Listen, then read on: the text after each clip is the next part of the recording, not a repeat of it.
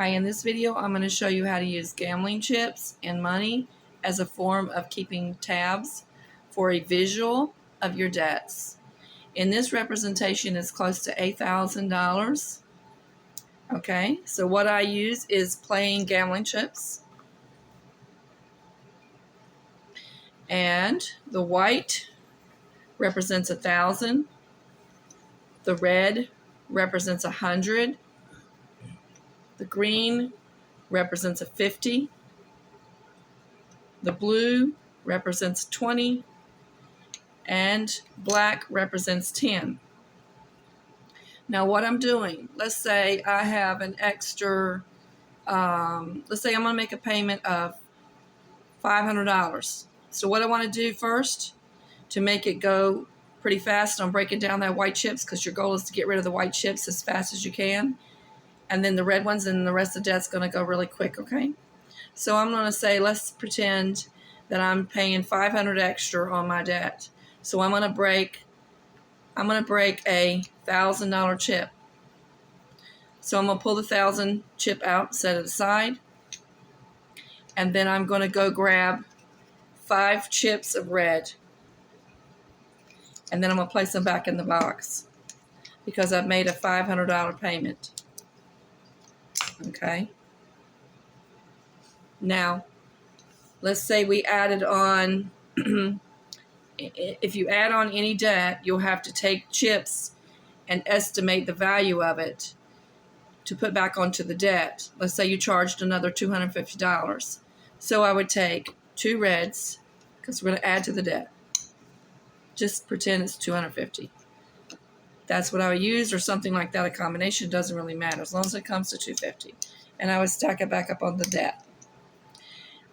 Now let's say the next month we're going to make an $850 payment. Okay? So I'm going to take the white chip. We're breaking 1,000. Okay? So we're going to do 50 and 200. We're going to stack this back up onto the debt. Place it in the box. Let's say the next time you're going to make a $1,000 payment. Well, that would take away another white chip, right? So we take the 1,000 out. Let's say we racked another $400 in debt up in the month. Okay, $400 more. So we would take 4 red chips. 4 red chips, or blue or whatever, and stack it up on the debt. Now let's say we're going to take $1,500 and we're going to pay to the debt, okay? So we pretty much broken all the white chips. Okay, so we're going to take out $1,500 of red chips. 2, 3, 4, 5, 6, 7, 8, 9, 10, 11, 12, 13, 14, and then one more. One more right there. So that's $1,500 of chips. Put them to the side. Now you can actually see the progress that we've made on the debt, and you just keep doing that. Every time you pay out, you take out chips and set them aside. Anytime you add debt, you put debt back onto the thing. And this is how you're going to visually keep track of your debt rather than having it on numbers on a piece of paper. Okay? Another way, if you don't have gambling chips, all right, what you can do is use money. You can take 1 penny to represent $1. You can take 5 cents to represent $5.